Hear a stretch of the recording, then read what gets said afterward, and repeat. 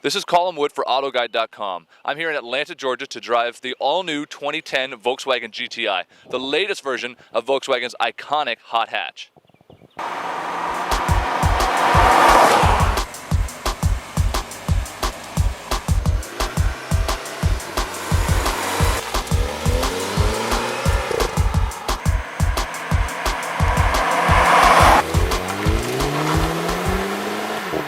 Now, you can be forgiven for not knowing this is an all-new model, especially from this angle, but Volkswagen has actually done a lot to take basically the Mark V car and improve it all around to bring it into what is now the Mark VI car for 2010.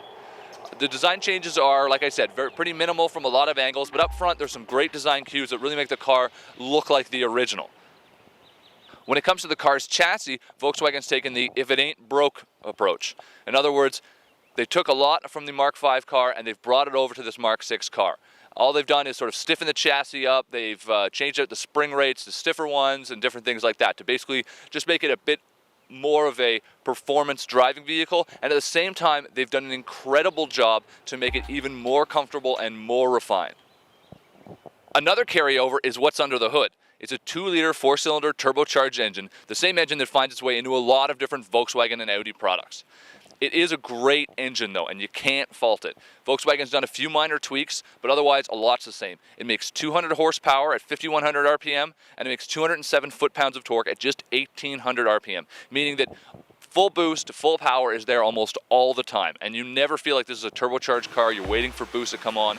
The torque is just seamless in this engine, and it's really good, giving you a real good naturally aspirated feel, but with all that extra torque. And with all that power and 2 amazing transmission choices, the GTI is a hoot to drive.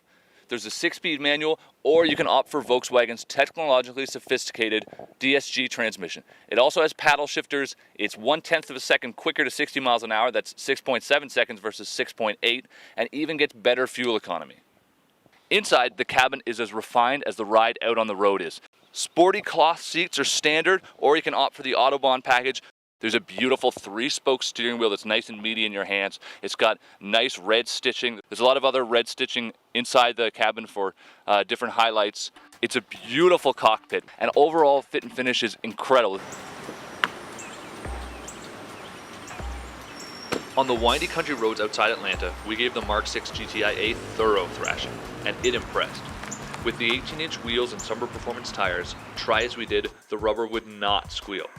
Much of this has to do with the car's new electronic limited slip differential. Called XDS by the guys at Volkswagen, it works just like a heavy mechanical setup, but without all the mechanics. Instead, it uses the car's stability control program to add brakes to slow the inside tire in a corner for optimum performance. This high-tech setup allows the car to carve a corner just like a hot hatch should, but from inside the cabin, it's an entirely civilized experience. Those German engineers even managed to seriously limit the car's front drive tendency for torque steer. Now, the GTI might not be the rough around the edges hot hatch that it once was, but if you like the previous generation, you're going to love this model. It's a lot more refined and is still an incredible driver's car. Oh, and because it's an incredible driver's car, Volkswagen thought they'd throw in just a little extra prize for you. It comes with launch control.